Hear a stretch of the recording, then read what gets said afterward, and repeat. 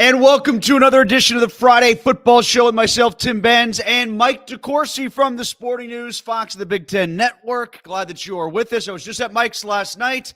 It's always a great place to go. I was there for the Duquesne University Basketball Coaches Show. They got a game coming up on Saturday, and you can swing by to watch it there. You can watch the Steelers game that we'll be talking about against the Ravens there, all the bowl games, the Penguins.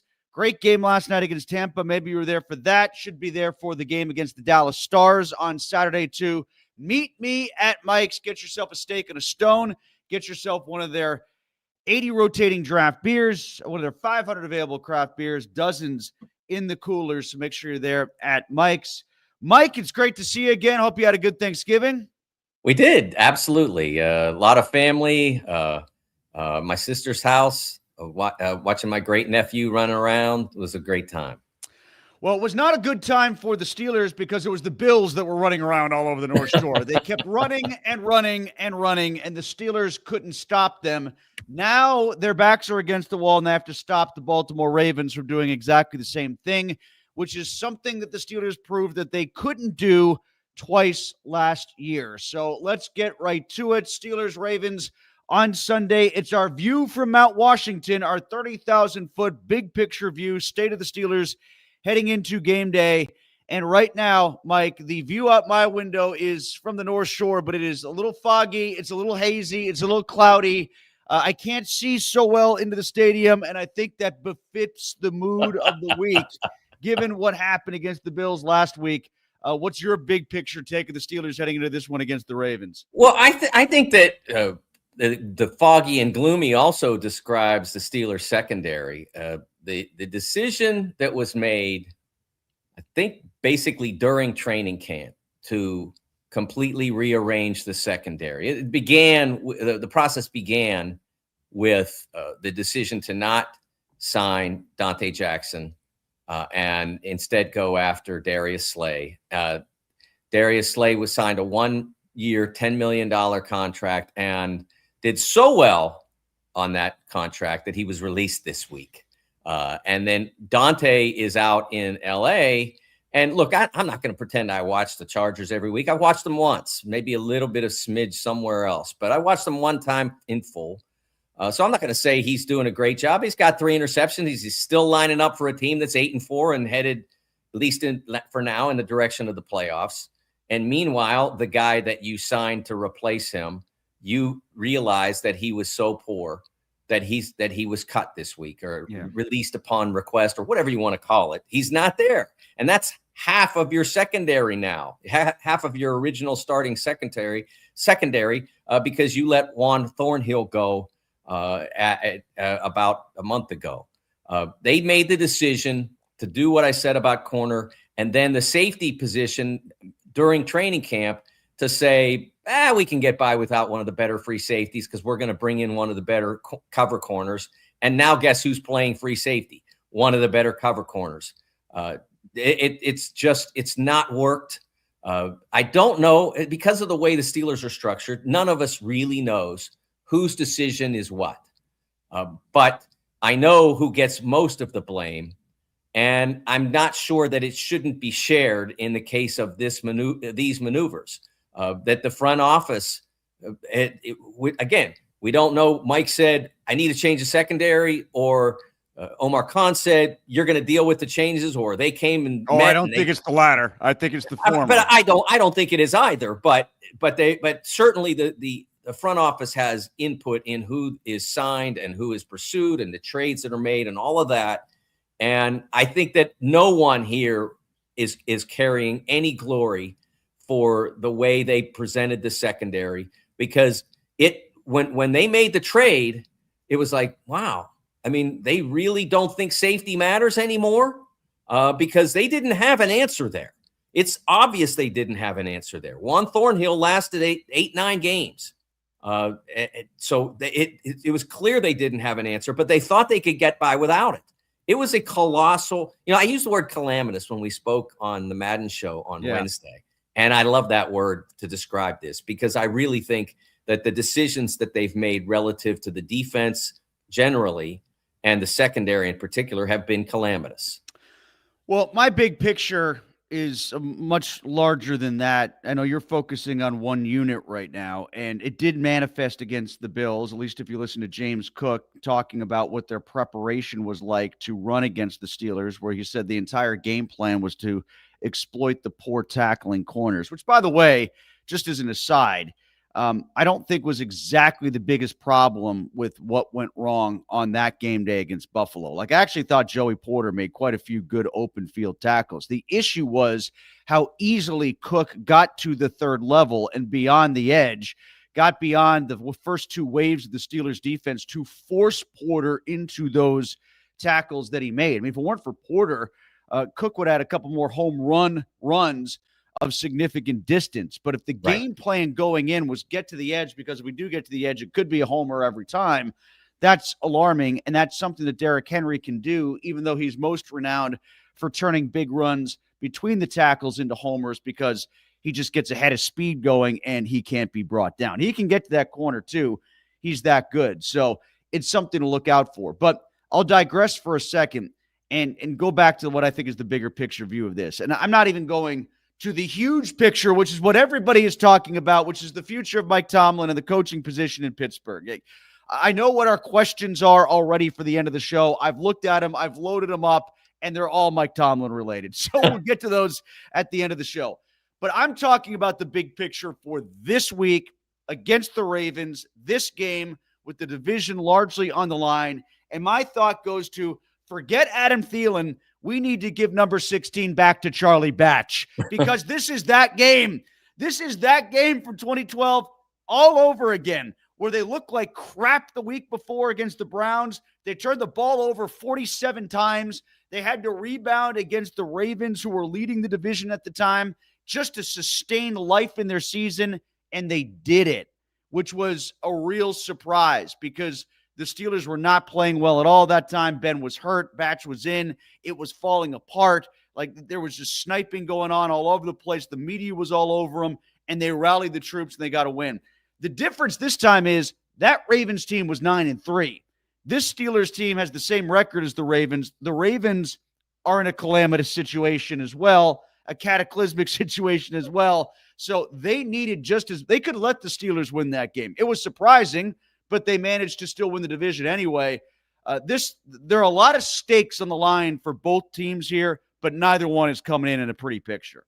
Yeah, it's interesting that you talked about the whole defensive problem and getting to the corner. I watched the tape of that game, and I can't count how many times that the way the Steelers decided to defend the run was to have the edge crash in to the interior, and then have the linebacker behind him crash into a block and leave Joey Porter, for instance, having to make a tackle all by himself. I mean, the logic of how they're defending is totally beyond me. The run defense doesn't make sense to me anymore. When they are able to string plays out, they have been marginally successful, like against the Bears.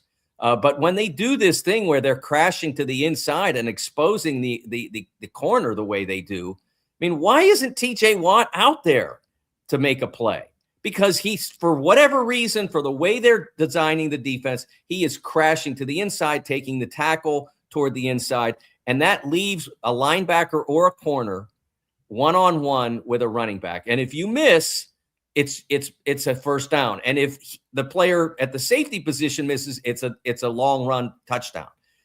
They are not involving enough defenders in the actual process of making the tackle, and they are not involving the defenders who are most qualified to make those tackles into the process. And that's really vexing. That's exactly what happened time and again against the Bills. And what's different about this defense than all the defenses that I can remember the Steelers playing for the last decade or so, give or take, has been the fact that in the past, when the opposition would come out and have success doing a particular thing or things in the first half, the adjustment would happen at halftime, and all of a sudden the offense isn't going anywhere. The opposing offense isn't going anywhere. and the Steelers make whatever moves they need to make on offense, just enough to either protect whatever lead they established or to gain a lead and secure it. Now they're going in reasonably good position at halftime, and then they're collapsing. They lose one more game. 5 times this year already where they've had a halftime lead? If they lose one more time with a halftime lead, then it will be a franchise record. That's the thing that's really surprising to me, is that it doesn't seem like they're adjusting at all. I'm sure they're making subtle adjustments, but the major adjustments that were difference makers in the past aren't happening. Oh, I'll agree with that and I don't want to get too far down the rabbit hole on this because it's one of my keys that we're going to get to in just a second. But that third quarter of football against the Buffalo Bills on Sunday was the single worst 15 minutes of football I've seen the Steelers play since that 28-0 that they allowed the Browns to post in the first quarter of the COVID playoff game. Like, seriously, I'm not exaggerating. I believe it. It was every bit as bad as that. It was just more a matter of how the Bills bled them out as opposed to the huge blow-up plays that they had, like Pouncey snapping the ball over Ben's head on the very first play. So, at any rate, I did not want to make it sound like you can't comment now. We do have a lot of comments loaded up already, but I do want to see comments up there today from Steelers fans. Tell me what you think about where the Steelers are heading into this game against the Ravens. The Mike Tomlin situation, we can talk about that too. We will talk about that. Your keys to win, if you think they can win, if you think the Ravens are going to bounce back, just post your comments and we'll get to them. In fact, we'll do it right now. As we get to our keys to victory, and I'll start off on the offensive side, Mike. The Steelers are last in the NFL in plays run at 667. You got to realize how few snaps you have to play, and you got to get your best players the ball accordingly. Gainwell and Darnell Washington, they might be better than you thought, but that doesn't mean that they're good enough to be your most important offensive players. I think we're starting to see the manifestation of things that we heard about regarding Arthur Smith before he got here, that he falls in love with the average guys who prove to be better than average, and then he makes his really good guys average by extension. You're seeing that happen right now. Like Kenneth Gainwell, good player. Darnell Washington, finding out he's more than just a blocker. Great. You run the fewest plays in football. That maybe there's a self-fulfilling prophecy element to that. Maybe there's a chicken and the egg thing going on here, that you're relying too much on the average guys to do above average things all the time, and that's why you're never on the friggin' field. I couldn't agree more. That we've talked all. I keep hearing about the idea that the Steelers don't have a second wide receiver, and over the last month, that certainly has been demonstrated that they don't have adequate play at that position. Whether or not that's a function of the quarterback missing those occasions when those guys are open, or they're just not getting open often enough, that can be debated. But what is indisputable is that they have 2 high-level pass-catching tight ends. And I'm not including Darnell Washington in that, even though maybe he warrants at least some sort of inclusion in that. I mean, he has done a wonderful job. And I'll talk about Darnell later. But you've got Muth and Jonnu Smith, and they're hardly ever on the field. They're playing half the time. Together, they're basically playing half the time. And they almost never get targeted. So it does. You can't continue to blame that aspect of, well, we don't have a second wide receiver, that's why we don't have a passing game. You have 2 tight ends that can catch the ball at a high level. One guy caught 88 balls last year, and he's barely seized the ball. And the other guy I don't think has had a catch in the last 2 games. I don't think Muth has had a catch in the last 2 games. It's preposterous. The guy is a high level. He's not like, I'm not saying he's Tony Gonzalez, but he's a high level pass catching tight end. That's why you kept him and paid him good money. It's the biggest disconnect with him and Warren is that they bothered to keep him. Now it feels like they don't want him. Yeah, it doesn't make any sense at all. What I look at in the key to the offense is that, like, if they can come up with a coherent, workable plan, there's no reason they can't move the ball on this defense. We saw it on Thanksgiving night. 254 yards, for the Bengals in the air, 128 on the ground. No, the Steelers do not have Joe Burrow. No approximation thereof. But they also have probably better running backs, either Warren or Gainwell, than the Bengals do. And so they should be able to find a way to move the ball against this defense. You look at the game against the Bills, and they gave up on the running game so quickly. And I understand they looked at the box and they saw 9 guys, 8 guys, 9 guys. And I get that. And so what do you do when you see, well, okay, so you throw over the top of them. No, they didn't do that either. They didn't throw the ball over the top of all those guys.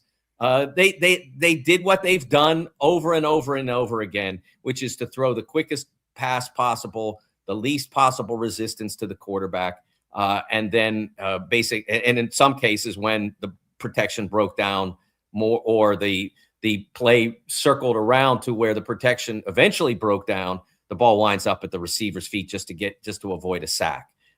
This is not the way a functional offense works.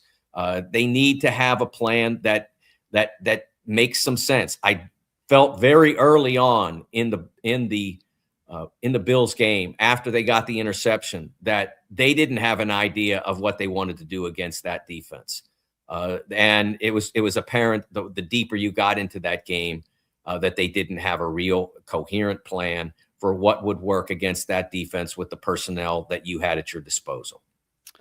All right, so my defensive key is going to be basically be ready for the inverse of what you saw last week. And Mike Tomlin alluded to this in his press conference, and I think he's right on this, that, the Bills, you had the running back who was excellent on the perimeter and Cook, and you had the quarterback who was basically between the tackles guy in Josh Allen. That's going to be the opposite this week. It's going to be Derrick Henry between the tackles and then Lamar on the perimeter, you think, if Lamar is going to run at all. And we'll get to some of the stats later in the show, but he's not running nearly as much as he used to. And when he's throwing, he can still be very accurate. Now, he had a couple balls flutter all over the place against Cincinnati. I think part of that is he doesn't have his legs underneath him, whether it's a toe injury, a knee injury, an ankle injury, or all of the above. Something's bothering Lamar right now. Now, all that said, Mike, if Isaiah Likely doesn't fumble through the back of the end zone at the 1-inch line, and the refs don't decide to be picayune and throw that stupid pass interference penalty against Zay Flowers on Thanksgiving night, then we're talking about a different game between the Ravens and the Bengals. And I think we're having a different analysis of Lamar being able to just throw the ball and throw the ball well, because there's a lot more passing yards than, or at least passing productivity attached to what he did, because he would have had 2 more touchdowns as a result. Right. For me, the defensive key comes down to putting pressure on Lamar. You can get to him now. We've seen it. Their offensive line, which used to be sort of the model for what the Steelers were trying to rebuild toward, and at this point, they've given up 34 sacks, which is the 9th most in the league. Only 2 winning teams in the league, only 2 teams with winning records have given up more sacks than the Ravens. Everybody else that's in that neighborhood, that 1-9 neighborhood, is a losing team. When Lamar is at his best, he's a wizard at avoiding pressure, but he's not at his best. It's obvious. So you have to put the pressure on him, because the more pressure you put on him, sacks are important and they are helpful, but more important is putting enough pressure on him that he doesn't feel comfort and doesn't get accurate, and doesn't have the time to find Mark Andrews open in the middle of the secondary, which he will be on multiple occasions on Sunday. So the pressure on Lamar is important, and don't let him out. He is not his best, but he's still dangerous. But one stat I wanted to throw at you, Andrew Siciliano.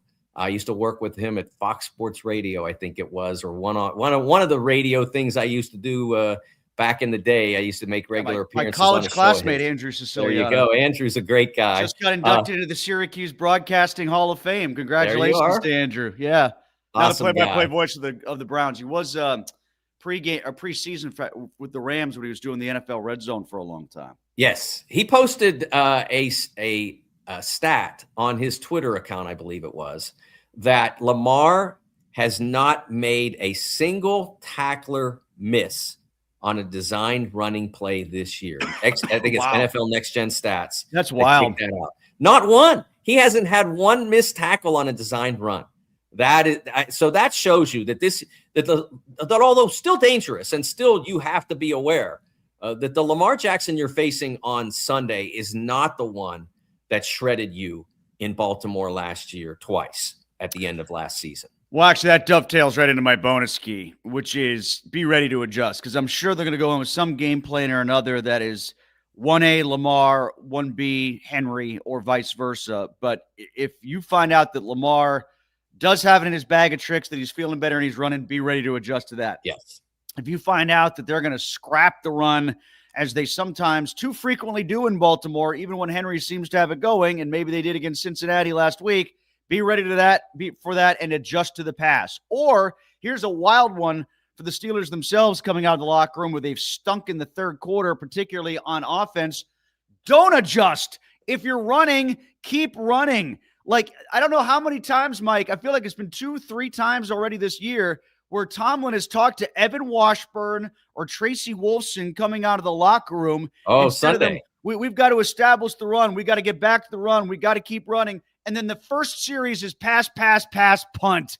Or not always, Bills, Tim. Pass, strip sack, fumble, touchdown. That's what I was going to say. It's not always pass, because you got to get to the second passes. pass. That's the problem. This time it was play action, pass, scramble a little bit, miss an open receiver, then get sacked, fumble, touchdown. Sometimes it's not pass, right? But the intent was there to pass on first down, and I think you get my greater point. Oh, absolutely. I just wanted to make sure we got on the record that they came out directly after he said that, and with it making those things, those halftime interviews, I'm not a fan generally because the coaches tend to say so little. But when Mike said we got to establish the run, it was like, yeah, that makes sense. And then the first thing they do is the play action pass. Did they think Buffalo was listening and they were going to trick them? Because they didn't. My bonus key is somebody start to be a star. And this is how I'll explain this. One of our colleagues in the Pittsburgh media, Mark Caballi, did a Twitter poll this week asking who was the Steelers' MVP. Let me guess. He voted for Mason Rudolph. And Mason, that's a good point. He loves Mace. Mason was not in the ballot. Parents don't love Mason as much as Caballi does. That's a fact. His choices were Chris Boswell, Darnell Washington, Jalen Ramsey, and Aaron Rodgers. And the overwhelming winner was Boswell, which says a lot because, one, like Bos is an amazing kicker. I think all of us will acknowledge that.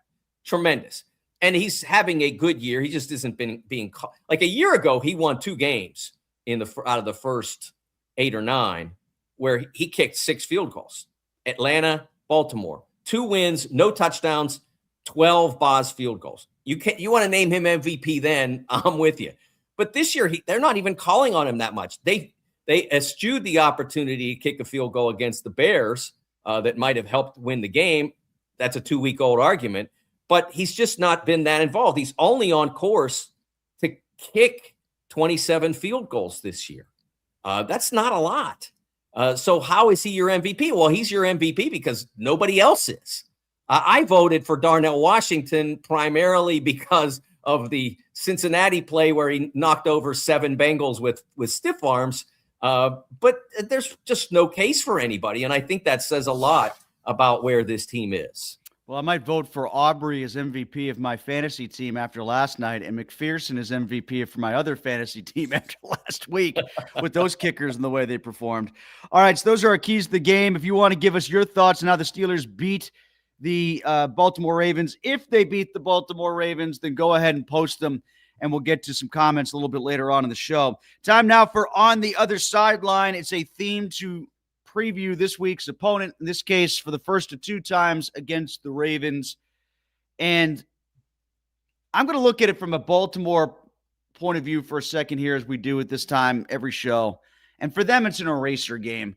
You know, it's an eraser game. If you win this game, it goes a long way towards erasing last week's loss against the Bengals. If you lose it, it pretty much erases the scramble back that you had from 1-5. I mean, not entirely, but ostensibly. Now you've lost 2 division games in a row and one to the team that you're battling. You've lost it at home in the first half of the series against your North rival. Like it could erase a lot of woes that you found upon yourself after the loss of the Bengals, or it could erase a lot of the good that you did in the scramble back from 1-5. That's how I'm looking at it from a Baltimore perspective. Yeah, I think the Ravens are more desperate than people acknowledge. I think while they were making that comeback, there was the rush to anoint them as extraordinary. They're making this great move. Look, the Steelers have helped, obviously, with poor performance, with a desperately poor performance against Buffalo at home, and with a performance that just wasn't enough in a Chicago game they could have won. So they've helped close that gap on their end. But what else has helped, and I understand that the Ravens' schedule was relatively front-loaded, but that window that followed that difficult early stretch has been really comfortable, as comfortable at least as the NFL will provide. They've beaten one team in that stretch that has a winning record. In that stretch where they came back from 1-5, they beat one team with a winning record. That was the Bears. That was also when Huntley was playing quarterback before Lamar returned. One team with a winning record, and they've beaten one team with a winning record all year. The Bears win in that stretch that began that is the only winning team they've beaten all year. The combined record of their 6 victims is 27-45. 3 of their final 5 games are on the road. They have to play the Patriots and the Packers in addition to the 2 Steelers games. This is not a comfortable ride for Baltimore at this point.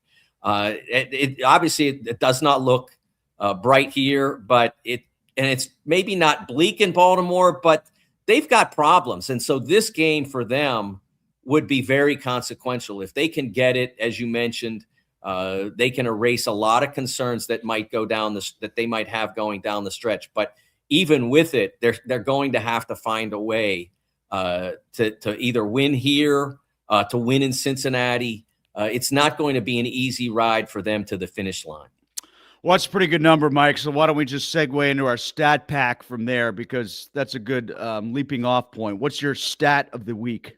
Yeah, my stat is 19, and that's the number of sacks that the Ravens have accumulated in 19 games. Excuse me, in 12 games. 19 sacks over 12 games. That's a little more than 1 and change per game. This is not the fearsome Baltimore pass rush that we've seen in the past. Haloti Ngata is closer to Hall of Fame induction than he is to helping these guys. And so that is not a pass rush that Aaron Rodgers should have to fear. I mean, he has been playing with a lack of comfort facing pressure. I mean, that's the thing that has bothered me most about the way Rodgers' last month and a half has developed. Look, okay, sometimes he gets pressure. Show me the NFL quarterback that's not facing pressure. It's what you deal with. Anybody's going up against the Steelers. No, I mean, that's not even true. I mean, the Steelers put down Justin Herbert 5 times and still got smoked. So it's how you deal with the pressure, Tim. Yeah, but I mean, I hear you, but I do think that the Steelers are living on some reputation when it comes to their pass rush as well. Like, for instance, last week, you could say, well, how are they supposed to sack Josh Allen? They only threw the ball 23 times. Well, sack him twice in the first 23. Houston managed to get him down 8 times. Yes. You think the Bills went into that game saying, hey, you know what we're going to do?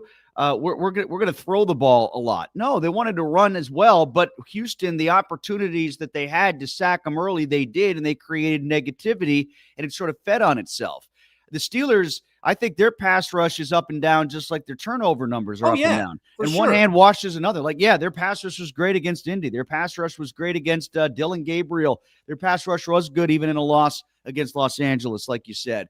But, you know, there have been other times where it's been completely non-existent. Like, they had 1 quarterback hit in 23 dropbacks. Like, you got to do better than that. Oh, yeah. I'm not defending their pass rush. I'm making the point that every successful NFL quarterback is dealing with pressure, and sometimes more, and sometimes in some games more than they want. I'm sure Justin Herbert didn't want to go down 5 times in the Steelers game, but it's what you do when you face pressure. And that's the thing that's bothersome to me, is that Aaron Rodgers either can't or won't adjust when he faces pressure. If it's can't, then they shouldn't have signed him in the first place, and he shouldn't have tried to squeeze another year out of his ability. If it's won't, that's on him. So my point is that they're going up against a pass rush in the Baltimore Ravens that should not be a significant factor in the game. Now, if you do have a backup left tackle playing, so that could cause some problems. Oh, I've heard that one before. Well, I mean that could be a problem. I can't say it wasn't a huge problem on Sunday. No. I mean, like the other way around. Like, whenever we hear that the other team has a backup left tackle or a backup, TJ's going to eat. Then it turns out to be exactly the opposite, because the other team loads up and prevents like chips and extra tight ends, and it sort of becomes a self-defeating element at that point. Like, one of the Steelers' weaknesses in their pass rush is that when teams load up on TJ. And send 2 to 3 guys at him. Well, they don't slip in anybody behind those 2 to 3 guys to deal with it. To say, okay, you're going to pay all that attention to him. We're just going to keep doing what we do, and we'll see if it works. They don't say, okay, so let's adjust, and we'll stunt the guy through that gap because there's 3 guys trying to stop TJ, and somebody's got to be open. But the Steelers don't do that. They don't do it often enough, and that's why their pass rush can be mitigated because they are so conventional in their pass rush game at this point. Well, I loaded up a couple stats because what I've found as we've been doing this show, Mike, is I always tend to go to my stat pack earlier in the show, and then I leave myself bare at the back. What I've decided to do is just sort of load up and keep some in reserve here, and I managed to avoid cannibalizing my own rundown. And I'll start off with this one because I was tempted to go here first when we were talking about Lamar and him not running a lot lately. But one stat is 1. That's the number of 100-yard games that Lamar has had rushing the football since the start of last year in week 1 against the Chiefs. So since then, he hasn't had another 100-yard rushing day. He had 81 against the Steelers in the playoff game.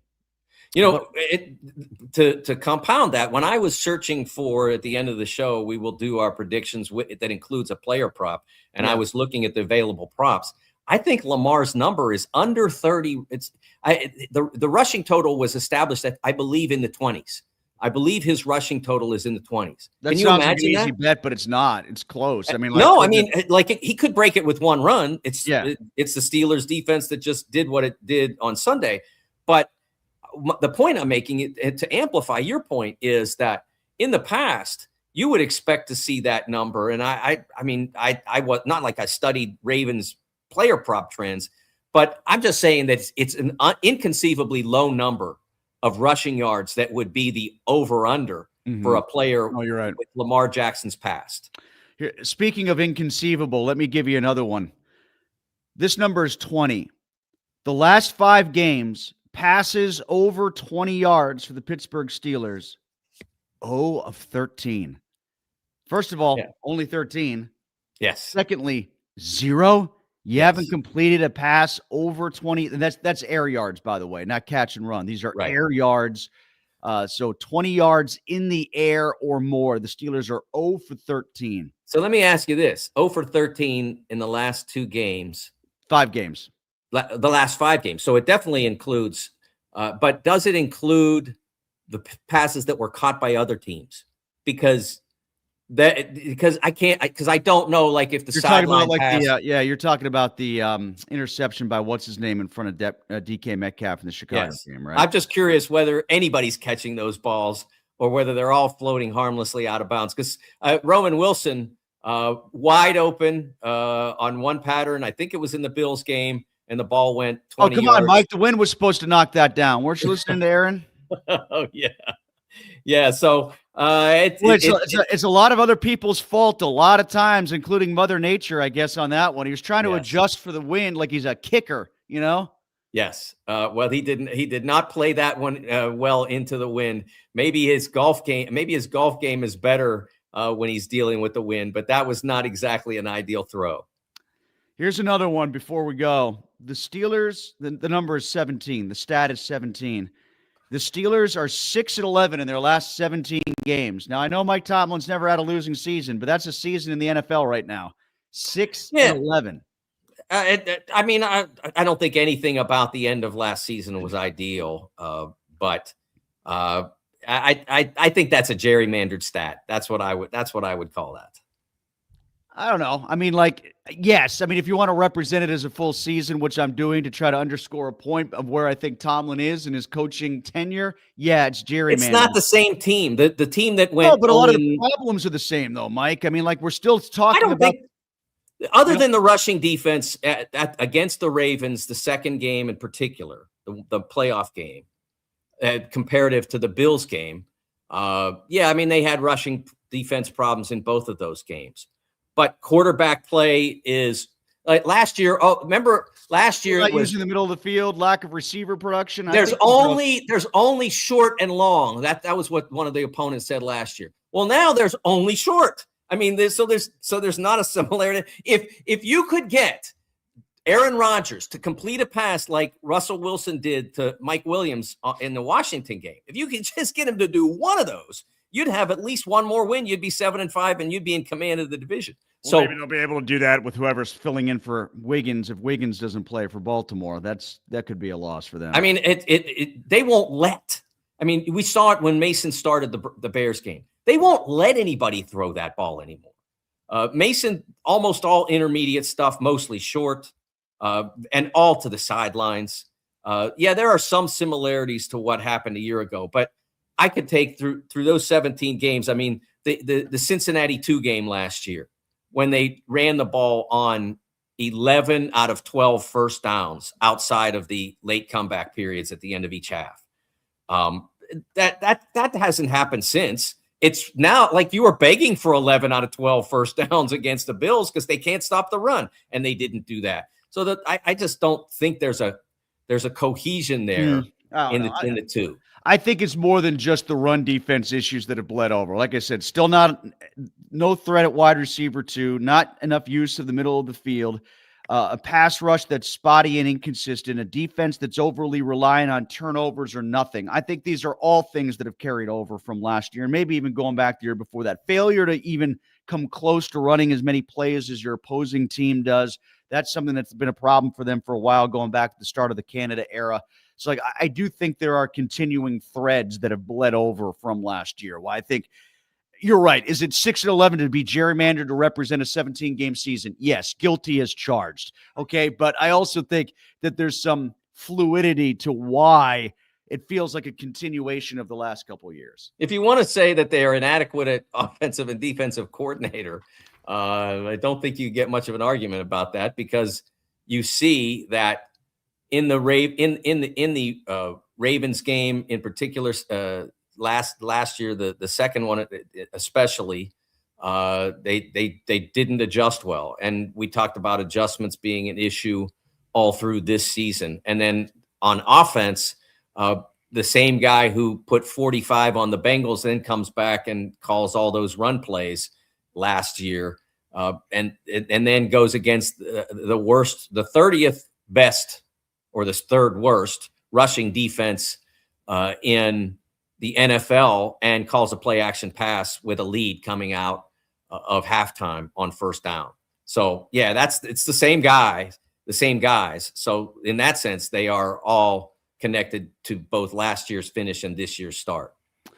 Time now for Who Will Take Flight. That's when we talk about players on the Steelers roster and the opposing team's roster who are likely to make a big splash in this game. And we remind you that Flight Night is Monday night at Mike's Beer Bar on the North Shore. Get yourself an extended sample of their many craft beers on tap. They've got over 80 of them each and every night. Flight Night at Mike's for Monday Night Football. And this week, the Monday night game, a reminder, if you're a fantasy football fan, hopefully you did this already with the Thursday night game, but there's 4 buys again. This should be an interesting game coming up on Monday. Philadelphia at Los Angeles, Eagles at Chargers. That's Monday night at Mike's. I guess I'll start with my flight combination. I've got 2 guys from each team, and it's basically 2 guys for one position, Mike. I'm going to say with Patrick Queen likely being limited or out this week, depending on that hip/glute problem that he's got. Cole Holcomb or Malik Harrison, not only having to step up and play more potentially, but play well against the run for the Steelers. And then on the Ravens side of the ball, I'll say Keaton Mitchell or Rasheen Ali, because those are the guys They're going to have to replace Justice Hill. Mitchell had the big run against the Bengals last week. So those would be my guys from both teams, because there are injury replacements that need to be mended for both clubs, I think, at important positions, especially since they tend to not keep Henry on the field a ton in third down situations, even though I think they could, because what do you have, like a 40-yard reception last week against the Bengals? Might have been the week before, but it's not like he's incapable of catching and running with the football. So when you say Cole Holcomb and Malik Harrison, are you saying you think they'll take flight or that they have to take flight? That they have to. Yeah, because when I was doing mine, I looked at it from the opposite perspective, which is I think they will. And I really had a hard time finding someone in whom I had great confidence to have a big game among the Steelers. But the one guy that I think has consistently played well in the snaps allotted to him over the past several games has been Nick Herbig. He had 6 TFLs and 2 sacks in the last 4 games. You can't argue with what he's been able to produce, the havoc he's been able to create. I'm sure he's not been perfect. No one on that defense has been. But I had to come up with somebody that I believed in at this point, and there aren't very many more than him that I do, especially on the defensive side of the ball. And then the Ravens, Mark Andrews was an easy call for me because he always takes flight against the Steelers.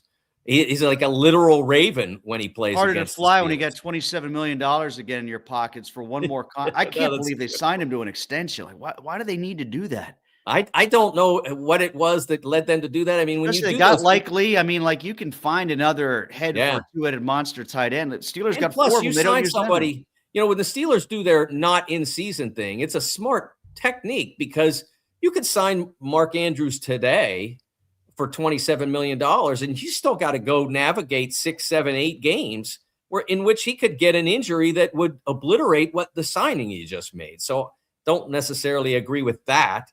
But I do think that he is a likely player. Oh boy, that was a bad pun. A likely player to take flight against the Steelers defense because we've seen him do it so many times before. Got some comments coming in. Want some more from you. We're going to get to them shortly. We will before the end of the show. I saw one that popped up that I have a particular interest in that I'm going to lead off with, revolving around DK Metcalf in just a little bit. But I want to go around the league right now, Mike. Some NFL nuggets from across the league. And I will give you a quote from Richard Sherman on Prime last night after the Cowboys lost to the Detroit Lions 40-33. George Pickens looked uninterested and disengaged. Those are 2 pretty familiar words, aren't they? Oh my gosh. 2 weeks ago? Was it? We were talking about the Kay Adams comment about the worst trade in history. And we're all just, and I'm just sitting here saying, okay, like, let's wait around, see if we get the full George Pickens experience. And there you have it. He was not good enough. Face mask on a guy in the middle of a play, uninterested and disengaged, had to be benched because he missed curfew in Vegas. And yet at the same time, this week, I think it was Todd Archer and Jeremy Fowler at ESPN.com had a real long story about the Pickens renaissance in Dallas. And there was one Dallas source, unnamed, that said he ain't going nowhere. In other words, they're going to extend him or they're going to franchise him. The franchise tag, by the way, is about $27.5 million projected for wide receivers this year. It's $27 million to be uninterested and disengaged. Yes. And that's why the Steelers let him go. Hey, look, I said it before. I'm more upset about the return than the idea, because whatever they thought that they could get out of Pickens if he stayed here, it wouldn't have been this. Like, he would not have done what he's doing in Dallas had he stayed here in Pittsburgh, because of quarterback play, because of offensive design, because of attitude, because of what I thought he viewed probably as poison water here. He's probably happier in Dallas for a myriad of reasons. He's got a better number 2 in CD, even than I think he would have had here in DK. What's that? Number 2? Oh, you're looking at it from his perspective. Yeah. He's number 1, and CeeDee Lamb, who's been an All-Pro, is number 2, right? Right. Is that what you're saying? But although CD was very good before he concussed himself last night, yes. Trying to make that great catch. But at any rate, I had to throw that out there. What's your around the league? Because I think this next one that I've got is going to lead into some comments about Mike Tomlin. So go ahead. I was interested in an article or a tweet that Bill Barnwell from ESPN put up about Trey Hendrickson wherein it appears that Trey Hendrickson is realizing the cost of being a Bengal. Being a Bengal, do I have time to tell it? I'll tell this great story that David Fulcher, the all-time great Bengals safety, Steelers fans surely remember, used to kill the Steelers. Yeah, he's a fantastic interception player. Every game, or a fumble recovery or something like that. Told a story on a friend of mine radio program, Lance McAllister, about when I can't remember now, he either went free agent or was traded to LA. So he gets to LA and he's in the locker room, and this is before everybody had fridges and everything, and there was a soda machine in the locker room.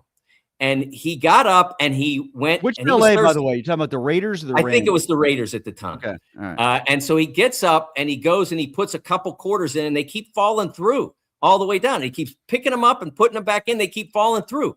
And he does this like 5 times, and he's getting frustrated. And he turns around. The entire locker room is howling, laughing at him because it's free. All you got to do is press the button. The Coke's going to come out, or the Diet Coke, or whatever you want to drink.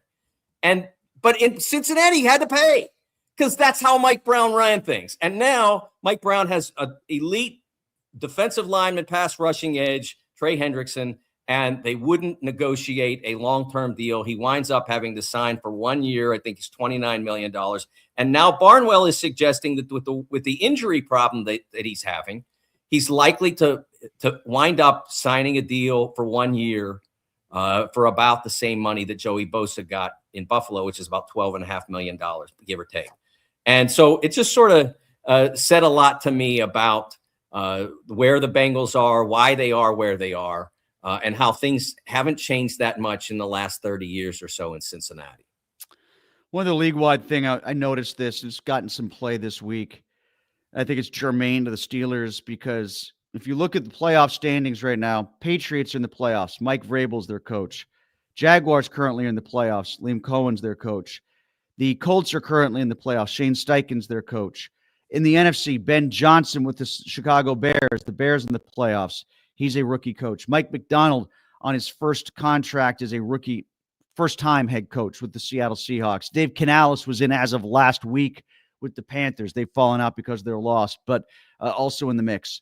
So that's 5, as of last week, 6 coaches that are either new to their team or on their first contract as coaches that have teams in the playoff mix. Some of them are rookie coaches.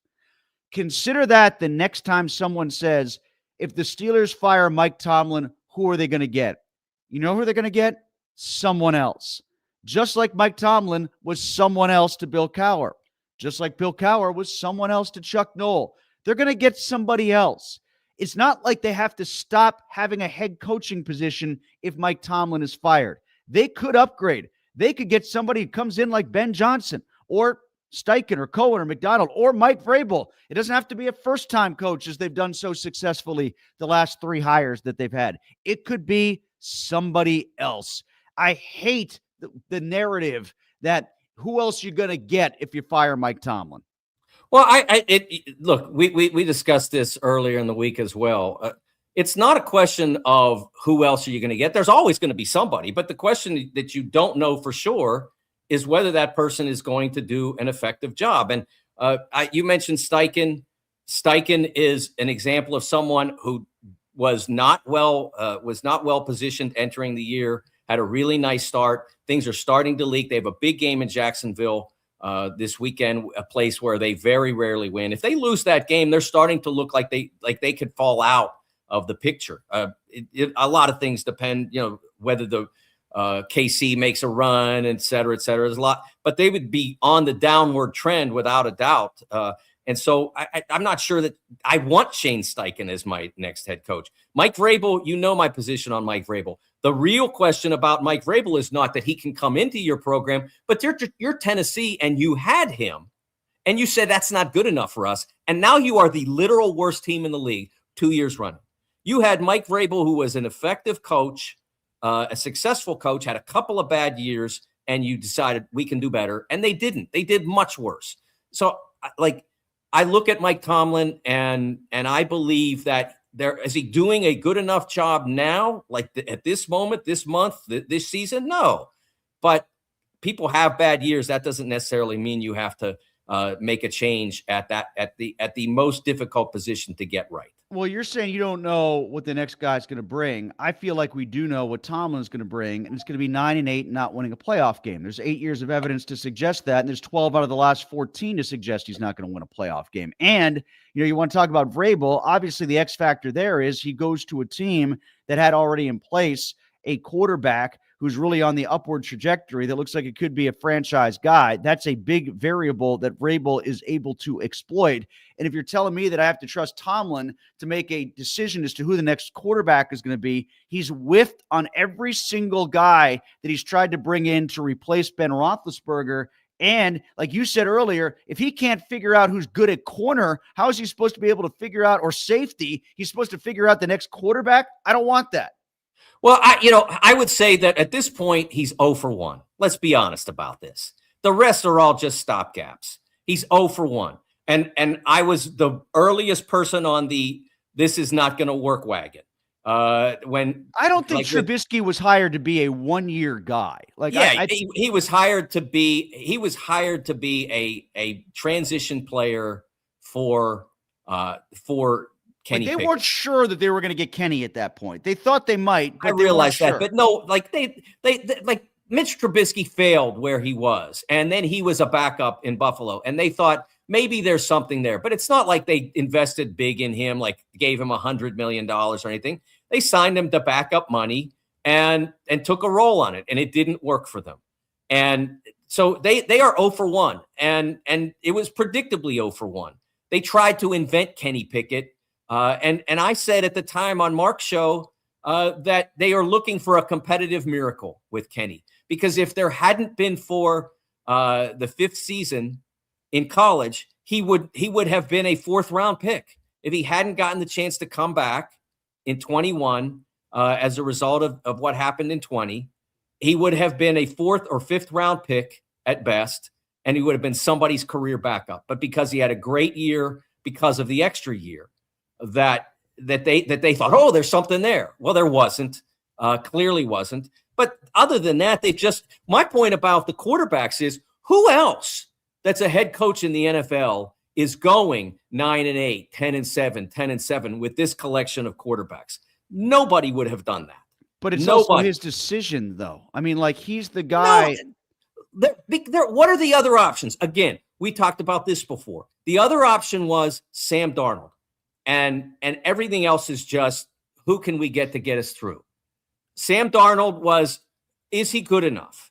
Is he good enough to invest big money? I think the Seahawks invested $100+ million in him. I think 50 of it's guaranteed, something like that.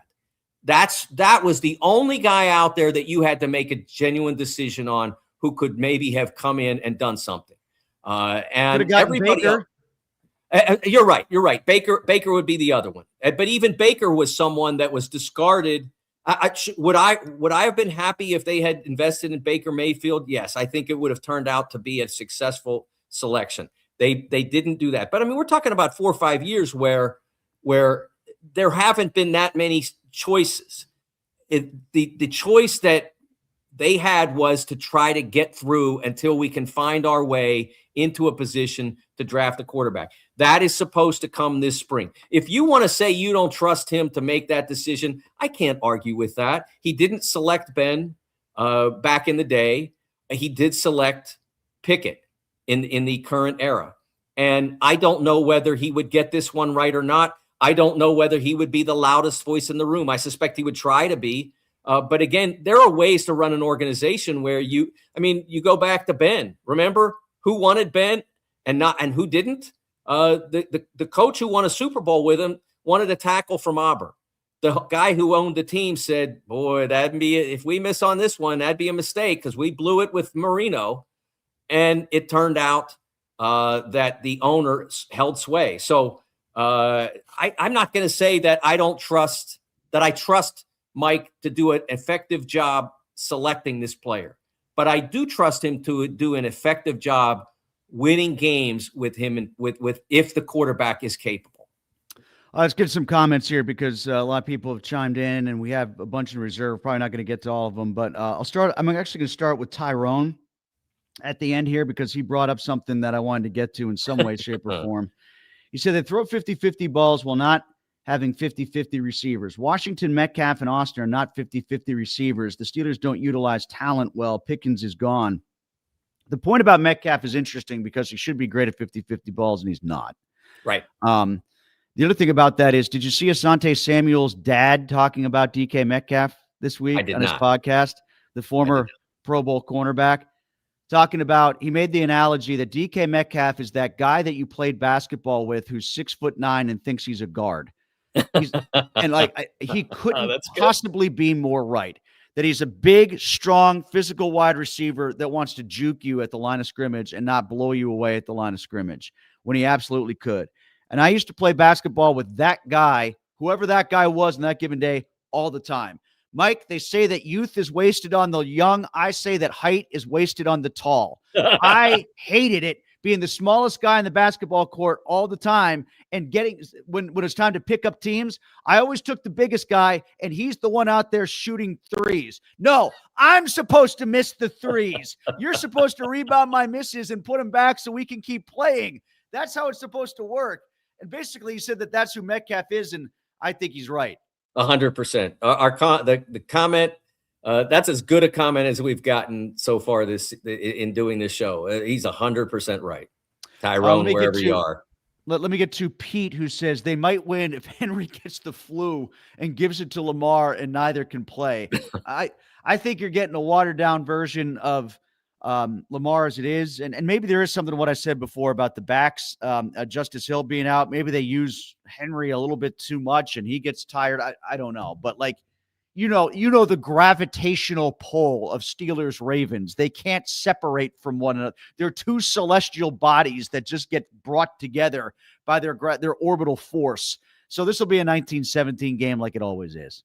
I don't think that the Steelers' problem necessarily is the current Lamar and the current running game of the Ravens. I think the Steelers' significant problem is them. We have met the enemy and it is us. And unless they resolve that problem, it really doesn't matter that much who's on the opposing side, as was shown with the Chicago linebackers. This basically what you just said is kind of along the lines of what Donnie says here. I don't see how they come out of this spiral. The leaders aren't leaders and the coaching is just bad. And that leads to quitting on the field. I thought they were tapped out in the middle of that third quarter, and there were still 15 minutes to play. I think that's part of the reason why Renegade got booed. I think that's part of the reason why look, there's been a fire Tomlin feeling in Pittsburgh for a long time.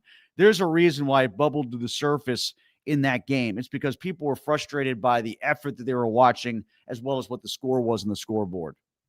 Yeah, I think, I'm not sure whether I saw as much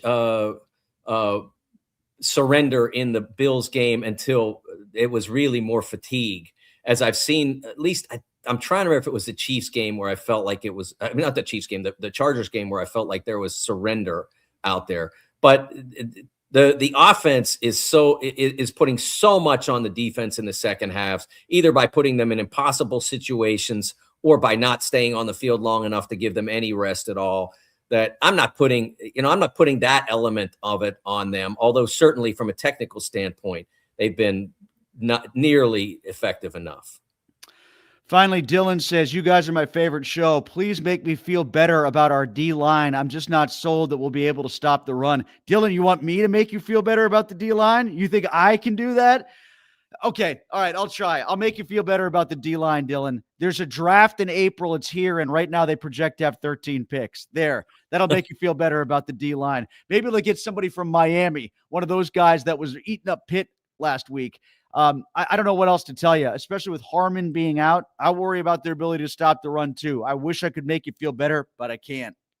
Yeah, I mean, I think the Harmon thing is not inconsequential, and it's a shame that it's that consequential. I do think there has been some correlation to his level of health and what the run get, because the run defense has not been tragic across the board this year. Right. Like it feels like it has, but there have been pockets where it's been good. They stopped Jonathan Taylor. They slowed down the Bears to 99 yards when they averaged 150. Who else am I forgetting about? There's one other game out there that we're worried about the run, and they did a good job. The second Bengals game, that after they had gotten gashed in the first one, They were They better. did not. They're better. Not great, Yeah. but better. And Yeah. I think some of what they allowed to Chase Brown, they allowed. Yeah. So I think there's some merit to that being an example too. But Josh Jacobs was the one I was struggling to come up Oh, with. right. Josh Jacobs was the other guy I was thinking of that they did a decent job against. But a lot of that has been when Harmon was on the field, a little bit more experienced, feeling healthy, and the games where, like the Jets, the first game, Kenneth Walker in Seattle, the second game, he wasn't out there yet. So I do think you're right, Mike. There is a direct correlation between Harmon. It shouldn't be as direct as it is. He should make you less effective, not ineffective. Right. Or his absence should make you less effective, not ineffective. All right, real quick, because we got to sprint. Predictions. You want to go first on yours? Yeah, I just don't have any confidence in the Steelers offense at this point. So I've got Ravens 21, Steelers 10, and my prop dovetails back to or reconnects back to my my Raven to take flight. Mark Andrews, his prop is only 27.7 receiving yards. I feel good about that one. I said the score before because I laugh every time I think 19-17 Ravens. They'll win this one, but it's a very typical classic Steelers Ravens game here. I think I've got the Ravens minus 2.5 in the second half. That's my prop bet. Right now, they are 2.5-point favorites to cover a field goal in the second half. And we just talked about how bad the Steelers are coming out of the locker room in the third quarter. It's like the Steelers can be up 17-0 at halftime, and the Ravens can win the second half 3-0, and you win that bet. And based on what we saw in the third quarter of games this year, I feel real confident that the Ravens can at least cover that spread in the second half. I think the game right now is like 6.5 or something like that. I've lost track on the spread, but right. Yeah. So I think that's an excellent bet. An excellent selection. It really, I hadn't seen that one, but I think you've nailed one there. That was from Bet Rivers where I ripped that one off from. All right, Mike, thanks a lot. Appreciate it. We got to jump. Thanks to our people who are commenting and viewing. Thanks to Chris, who's been running things on the other side of the screen here. And we'll catch up with you next week, Mike, before Monday Night Football, I guess, at least as of now. They have to announce that today if they flex it, right? They better not. That's going to be a disaster if they flex that because it's their Hall of Fame weekend. So they got all the alumni coming back. So wow. So I don't think they will, but we'll see. We'll see. I don't know what the latest is on that front, but we will be back on Friday regardless, even though it's a Monday night. Yes, because they're definitely not going to flex it to Thursday. So we'll be good. All right. We'll talk to you next week. Go to Mike's Beer Bar in the North Shore. Meet me at Mike's.